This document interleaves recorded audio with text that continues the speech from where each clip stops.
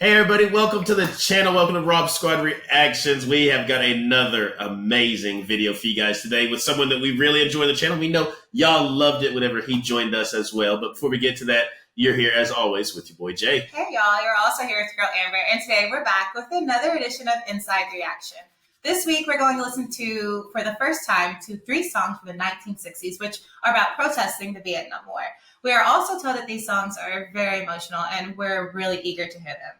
To help guide us through the anti-war anthems is our resident musical expert, Mr. Tim Sommer. Tim, welcome back to Inside Reaction.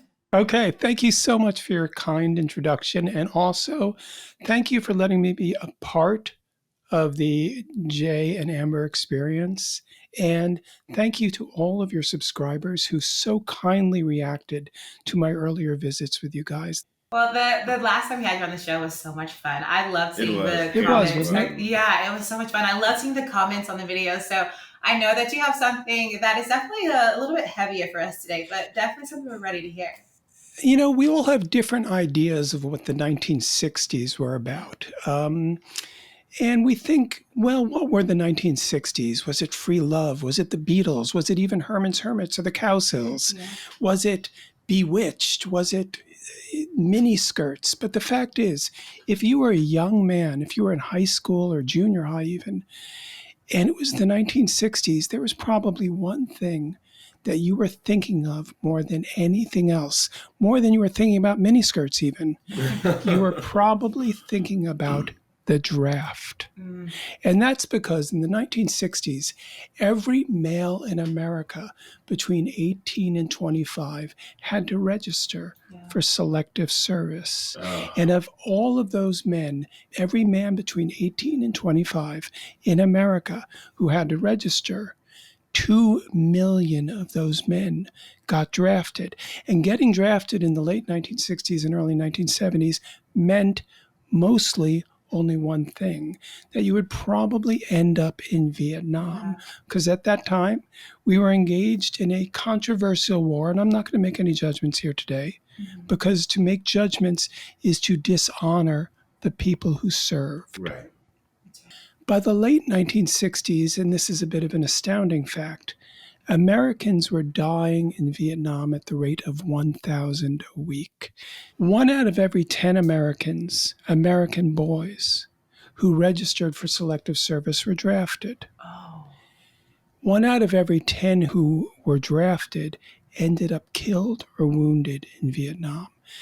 So that's pretty sobering. Yes. Wow. Yeah. So I guarantee that if it's 1967, 68, 69, you may be having a ball running around your high school. You may be having a ball watching Herman's Hermits on the Ed Sullivan Show or The Doors on the Ed Sullivan Show.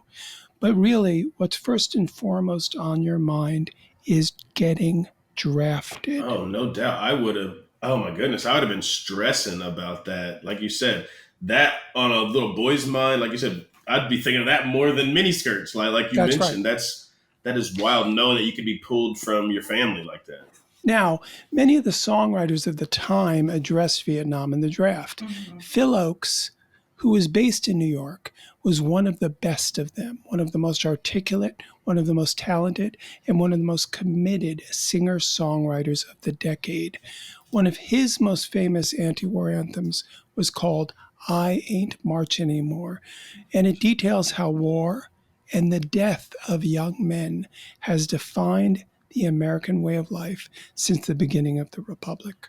I never thought about it that way until you literally just said it. To be very honest, I've listened to so much. I have these beautiful pictures of the 60s and 70s, and I know, right? I know that there was so many heavy times, and to be honest, that's why so much of the music is so beautiful, and there was so much depth in the lyrics, and there was so much happiness in songs, because I feel like that could have been an escape. So to me, I hear that, I listen to that, and I think, oh, what a beautiful time. But then sometimes I do go in the comments and I look, and there's so many reminders, like, yes, this was beautiful, but at the time there were so many heavy things happening. And it was a time of beautiful progressive change, Yes. progressive change in race, progressive change in terms of accepting sexuality in different cultures and mixing different ethnicities into the American melting pot. Of course, it was a beautiful time. Yes. But I want to make sure we know that if I was just 16, 17, 18, 19, I was sitting in my high school class or going to my job at the fast food place or whatever. Really, what I'm thinking of is, am I going to go home today and open the mailbox and there is going to be that notice from the draft board? Oh, gosh. Yeah, I would be so stressed out all the time. Any day. All the time.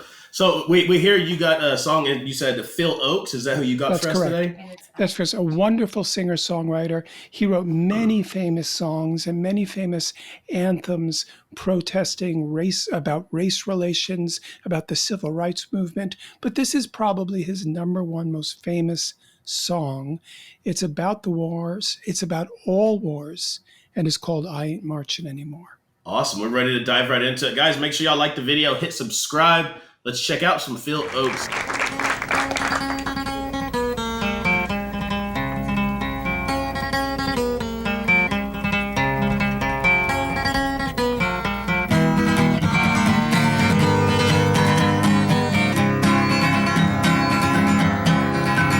Oh, I marched to the Battle of New Orleans at the end of the early British wars.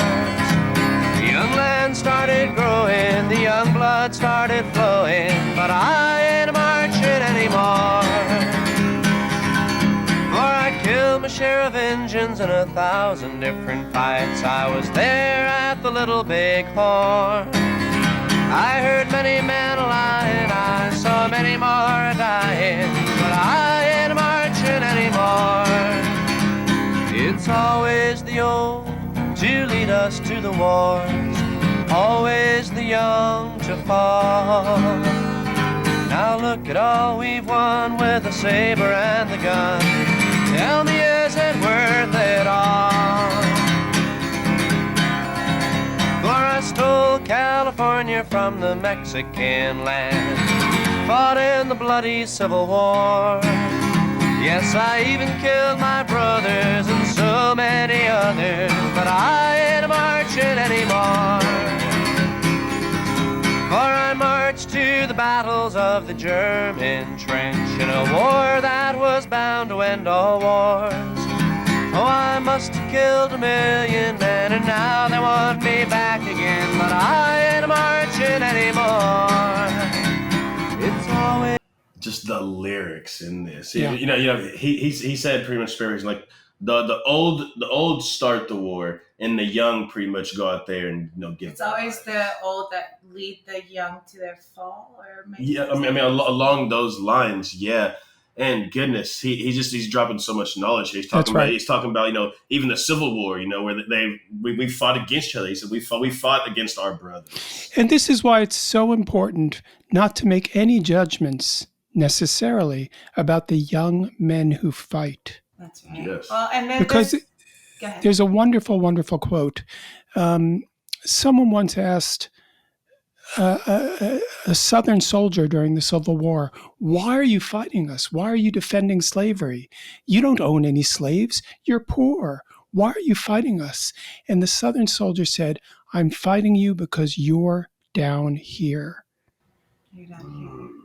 And that's the same thing. That's why I always respect the people who fought in Vietnam, regardless of what we thought of the Vietnam War. I always respect the people who fought in the Persian Gulf, regardless of what we think of that. We may always have judgments about the people who sent the troops there, but let's never make a judgment about the young men who fought and died. That is, and I think that's what Mr. Ochs is saying too. Well, and it's a big perspective point, right? I mean, when he's sitting here explaining to you this person who, it's not just Vietnam War, he's mentioned so many wars in history that he's been a part of, and so that's a perspective, because what he's seeing, he is kind of repeatedly seeing, and there's so much different traumas that he has seen throughout the war. And that line about the old that lead the young to their fall, well, that was very heavy, because I can't imagine when you described what it would feel like to be waiting for that yellow letter, to not know if it's coming. That's right. But to also note that it's completely not in your hands, or it's not in anybody's hands that's like you or anywhere close to like you. It's about people that are sitting behind the desk that could ultimately make a decision that's either going to change your life or end your life. And and that could feel hopeless. It's like every single day, it's like you don't want the mail to come, and that's exactly just because of that uncertainty. Well, and anyone who goes into war is a hero. I mean, that's if you see somebody Absolutely. wearing any type of military hat, anything like that, I say that's them wearing their capes. Like that's how you know that this is somebody that's a hero. So to be kind of forced into it too with the draft and still going and fighting and taking pride in what you're doing, and trying to be honorable in a situation that you're forced into, I think is really amazing. Absolutely. Let's get back to it. Always the old to lead us to the wars, always the young to fall. Now look at all we've won with the saber and the gun. Tell me, is it worth it all? Mission in the Japanese skies, set off the mighty mushroom roar. When I saw the cities burning, I knew that I was learning that I ain't marching anymore. He started to realize. Now the labor leaders screaming when they close a missile plant. United Fruit screams at the Cuban shore. Call it peace or call it treason, call it love or call it reason, but I ain't marching anymore. No, I ain't marching anymore. Wow.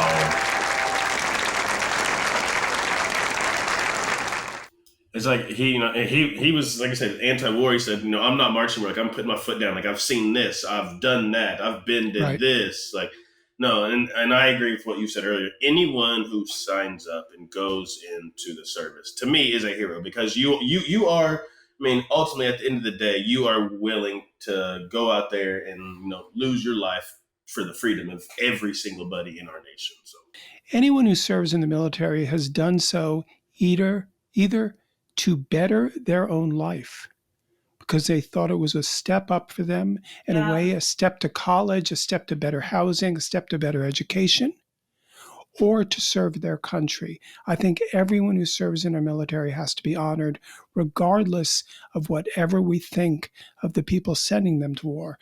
Now, what's interesting about that song, very interesting, is the lines it ends with. United Fruit screams at the Cuban shore, which seems a little weird right now. We wonder what does that mean?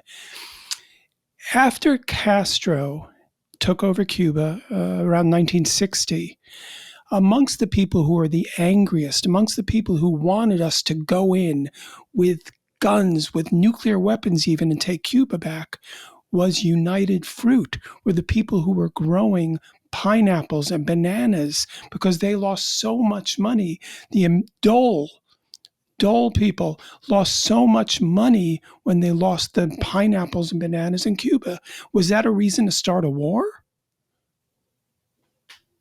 So it's very sobering. Wow. Now, it's also worth noting Phil Ochs was a true idealist, and he was haunted by that idealism. Throughout his life, Phil Ochs was haunted by two things. The constant comparisons people made between him and Bob Dylan. He was always in Bob Dylan's shadow. People were like, well, you're not as good as Bob Dylan. His voice is beautiful. Yeah. He was also haunted by his own political idealism. He really believed that he could help, that the young people could help make America better. And when that didn't really pan out, when the Vietnam War didn't end, when Nixon became elected, Phil Ochs kind of began to spin out into a world of depression and alcoholism. And ultimately, in 1976, very, very sadly, he took his own life. Oh, my goodness. Just because he'd feel, like you said, he felt like he could make a change, or he felt like that our youth could make a change. And when it didn't happen, it's absolutely crushed him. Or just empathetic to the world, right? To see what could be something so beautiful. That's right. See it go to hell in a handbasket, like in your mind, to kind of see that happen, to feel so deeply and to see the world in such chaos. Yeah, that is something that would haunt somebody that is such a beautiful soul. I mean, his lyrics speak for themselves. But his voice also, it was incredibly clear. I loved, and I know it's not Keeney, but I loved how he had that beautiful, the in and out there as well, accompanying with his acoustic guitar. Like when you when you made the Bob Dylan comparison, I get it. It makes sense, the depth for sure. of the lyrics and the acoustic guitar, but I do favor his voice right here, Mr. Phil Ochs. And he left us with such beautiful music, such beautiful, and many, many albums of beautiful music, all of which I own and all of which I love. We cannot. I'm excited to dive into it now. But thank you so much, Tim, for coming and hanging out with us today, giving us another inside the reaction to this so cool song. No, we enjoy having you on here. Like I said, please come back anytime. I know we love you having you on here. The RSR family loves having you on here too. You drop so much knowledge, guys. Literally, I mean, Tim knows so much about music, and there's so many other historical events. Make sure you guys go follow him on all his socials as well. But again, thank you so much for coming. Thank you. Guys, as we always send y'all out of here, we love you, we thank you, we appreciate you. And remember, every day that you guys wake up, it is a blessing and that you are blessed. And for your new family members to hit that subscribe button down below, we welcome y'all to the RSR family. We give a goal every day, just like we do. Let them know, Mom. All right, y'all. All you have to do is go out in this world, and as a collective, we can spread so much light and so much love by just putting our best foot forward and trying to make somebody smile. We love y'all. Till next time. We'll see you guys later. Oh, I marched to the Battle of New Orleans at the end of the early British wars. The young land started growing, the young blood started flowing, but I